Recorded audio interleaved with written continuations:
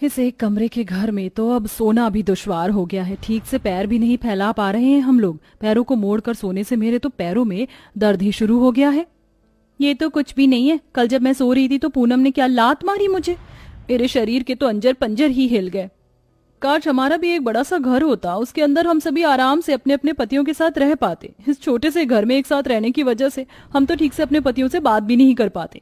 बेचारे सुबह से शाम तक फैक्ट्री में मजदूरी करते हैं और रात में आकर आंगन में सो जाते हैं। पांचों बहुएं यूं ही देर रात तक अपने छोटे से घर को लेकर बातें करती हैं और बातें करते करते उन सबको नींद आ जाती है। लेकिन जैसे ही सूरज के निकलने का समय होता है तो पांचों बहुएं घबराकर जल्दबाजी में उठती हैं और लोटा लेकर सीधा खेतों की तरफ निकल पड़ती हैं। बड़ी मुश्किल से थोड़ी देर पहले नींद आई थी, लेकिन इस शौच की वजह से अब लोटा लेकर सुबह सुबह खेतों में जाना पड़ रहा है। अब तो गांव में हर किसी के घर में टॉयलेट बन गया है, लेकिन एक हमारा ही इकलौता घर है जिसमें अभी तक टॉयलेट का नामो निशान नहीं है। पांचों बहुएं जैसे ही खेत में शौच करने के लिए पहुंचती हैं तो देखती हैं कि इतनी सुबह सुबह ही खेत के आसपास आदमी लोगों की चहल पहल शुरू हो चुकी है, जिसके चलते अब पांचों बहुएं पेट पकड़कर वापस अपने घर आ जाती हैं और घर का सारा काम खत्म करके अपने घर के पीछे बने रुई के खेत में जाती हैं। पांचों बहुएं रुई की खेती करके उन्हें शहर ले जाकर बेचती थी, जिनकी उन्हें ठीक ठाक पैसे मिल जाते थे और उन्हीं पैसों से वो लोग अपना 2 वक्त का खाना खा पाते थे। ऐसे ही समय गुजरता है और एक दिन, हाय रे मोरी कमर, कितनी जोर से गिरी हूँ। तुम ठीक तो हो ना? किसने कहा था तुम्हें इस टूटी चारपाई में सोने के लिए? देखा, अब खुद को ही लग गई ना। क्या करूं, एक तो ये घर इतना छोटा है, ऊपर से इसकी टूटी फूटी जमीन पर सो सोकर मेरे पूरे शरीर में गड्ढे पड़ गए। इसलिए मैं इस टूटी चारपाई पर सो रही थी, लेकिन अब ये भी नहीं रही। इन चीजों को देखते हुए मैंने उसी दिन गद्दे की दुकान पर गद्दे पता किए थे। पता है, एक छोटा सा गद्दा भी पूरे 2000 रुपए का है। अगर हमारे पास सोने के लिए मुलायम गद्दे होते तो आराम से सो पाते। क्या कहा तुमने? गद्दे? अरे हम लोग खुद भी तो गद्दे बना सकते हैं। हमारे घर में इतने सारे पुराने बेकार कपड़े रखे हुए हैं, हम उनकी मदद से अपने सोने के लिए गद्दे बना सकते हैं। सेजल बिल्कुल ठीक कह रही है। बचपन में मैं अपनी गुड़िया के लिए भी ऐसे ही गद्दे बनाती थी। पांचों बहुएं घर के कोनों में से चुन चुन कर कतरन निकालती हैं, जिसमें उनके पास काफी सारी कतरन इकट्ठा हो जाती है और अब वो एक बड़े से कपड़े से गद्दे का कवर सिलती हैं और उसके अंदर ढेर सारी कतरन को भर देती हैं। लेकिन अपनी जुगाड़ के बाद भी उनके गद्दे में अभी भी काफी सारी जगह खाली बची थी, जिसे देख मधु अपने घर के पीछे बने रुई के खेत में जाती है और वहां से कुछ रुइयों को तोड़कर उसे गद्दे के अंदर भर देती है, जिससे कि गद्दा काफी ज्यादा मुलायम हो जाता है। ये तो बहुत ज्यादा मुलायम है। इस पर तो अब मुझे आराम से नींद आएगी और मैं प्यारे प्यारे सपने भी देख लूंगी। ऐसे ही वो जुगाड़ से 2 गद्दे बनाती हैं, जिसमें से एक गद्दे पर अब पांचों बहुएं सोती हैं और एक गद्दे पर उनके पति। ऐसे ही समय गुजरता रहता है। मेरे पेट में बहुत ज्यादा दर्द हो रहा है। लगता है सुबह जो छोले की सब्जी खाई थी उसका असर हो गया है। मुझे जल्दी से टॉयलेट जाना है। आंचल, टॉयलेट तो बहुत दूर की बात है। हम तो इस वक्त खेत में भी नहीं जा सकते हैं। अंधेरा हो चुका है, ना जाने कब कौन सा जानवर कहाँ से हमला कर दे। शाम के बाद अंधेरे और जानवर का डर और सुबह कोई देख न ले, इस डर की वजह से पांचों बहुएं ठीक से शौच नहीं कर पाती थी। इसलिए आए दिन उन्हें कोई ना कोई तकलीफ रहती थी। लेकिन तभी इन परेशानियों को देखकर पूनम को एक नया जुगाड़ सूझता है। अगली सुबह पूनम सुबह सुबह उठकर अपने घर के पीछे वाले आंगन में जमीन में काफी गहरा गड्ढा खोदती है और उस गड्ढे के अगल बगल ईंट रख देती है। साथ ही उस जगह को बड़ी बड़ी लकड़ियों की मदद से ढक देती है और देखते ही देखते पूनम सिर्फ कुछ घंटे में जुगाड़ से एक शौचालय तैयार कर लेती है, जिसे देख बाकी की चारों बहुएं बहुत हैरान रह जाती हैं।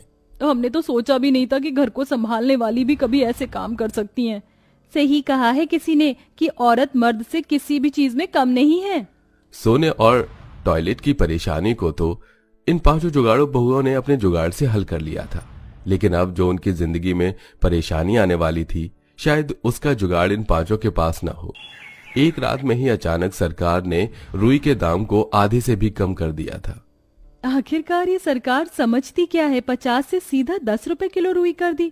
इससे तो हमारा नुकसान ही नुकसान है। और यहाँ तो कोई ऐसी फैक्ट्री भी नहीं है जहाँ पर हम इन रुई को बेच सके। हमारी साल भर की मेहनत कौड़ियों के दाम में बिक रही है। रुइयों के दाम अचानक गिर जाने की वजह से उन पांचों बहुओं का काफी ज्यादा नुकसान होता है। मुझे तो समझ नहीं आ रहा है कि अब हम इतनी सारी रुइयों का आखिर करेंगे क्या। मैं तो सोच रही थी मैं रुइयों से गद्दे और तकिया बनाकर बेचूं। कम से कम थोड़ा बहुत तो हमारा मुनाफा होगा। मधु की बात सुन बाकी की बहुएं भी अब इस बारे में सोचने लगती हैं कि तभी न जाने कहां से एक घायल कबूतर उनके रुई की खेत पर इधर से उधर मंडरा रहा था, जिसके चलते उसके खून के गिरने से वो सारी रुई खराब होने लगती है और एकदम से वो घायल कबूतर खेत में आ गिरता है। हे भगवान, ये क्या? इस कबूतर के खून की वजह से सारी रुई बेकार हो गई। तुम्हें रुई की पड़ी है, जरा देखो ये कबूतर कितना घायल है। सेजल जल्दी से उस कबूतर को उठाती है। वही मधु जल्दी से लेप बनाकर ले आती है, जिसे वो कबूतर की चोट पर लगा देती है और एक कपड़े की मदद से उसकी चोट को अच्छे से बांध देती है। धीरे धीरे वो कबूतर अपने पंख फड़फड़ाने लगता है, जिसे देख वो सभी काफी खुश होते हैं।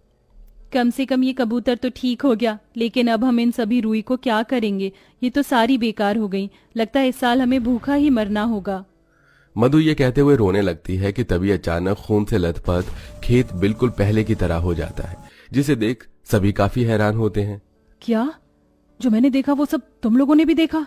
अभी तो ये पूरा रुई का खेत खून के छींटों से भरा हुआ था, लेकिन अब देखो ये तो बिल्कुल पहले के जैसा हो गया।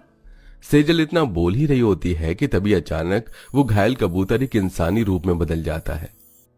ये सब मेरे जादू का कमाल है। मैं एक इच्छाधारी कबूतर हूँ।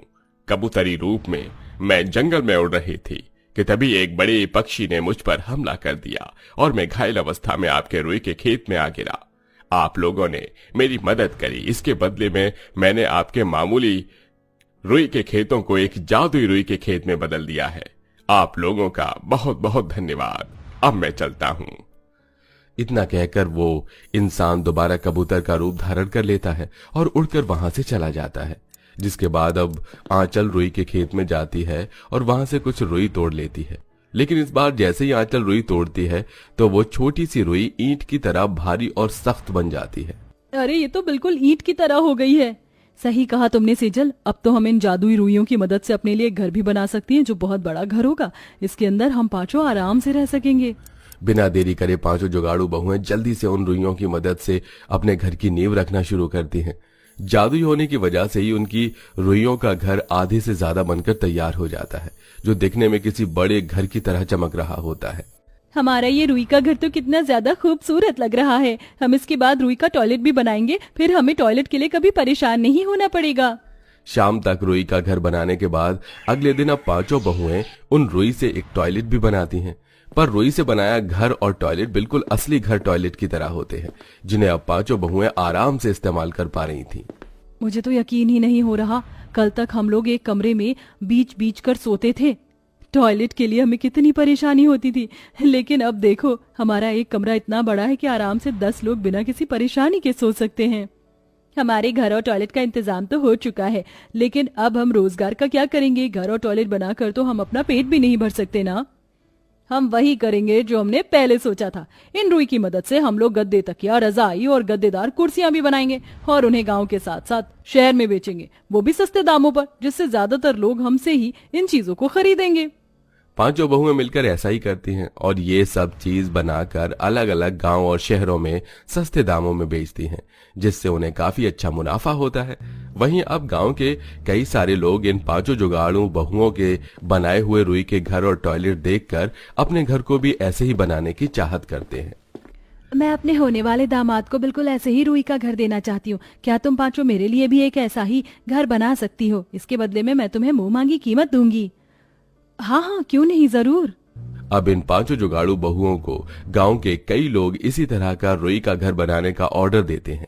इसी के साथ कुछ महीनों में अब पांचों जुगाड़ू बहुएं रुई से एक बड़ा सा होटल ही बना देती हैं, जिससे अब कई सारे बाहर के लोग उनके गांव में स्पेशली रुई के होटल को देखने के लिए आया करते थे और अब उनके गांव का नाम भी होता है। साथ ही उनके गांव की अलग पहचान भी हो जाती है और अपने इसी काम को जारी रखते हुए पांचों बहुएं अपने पूरे परिवार के साथ हंसी खुशी रहती हैं। दोस्तों, आप किस टाइम पर हमारे वीडियो को देखना पसंद करते हैं? वो टाइम आप हमें कमेंट करके जरूर बताइएगा।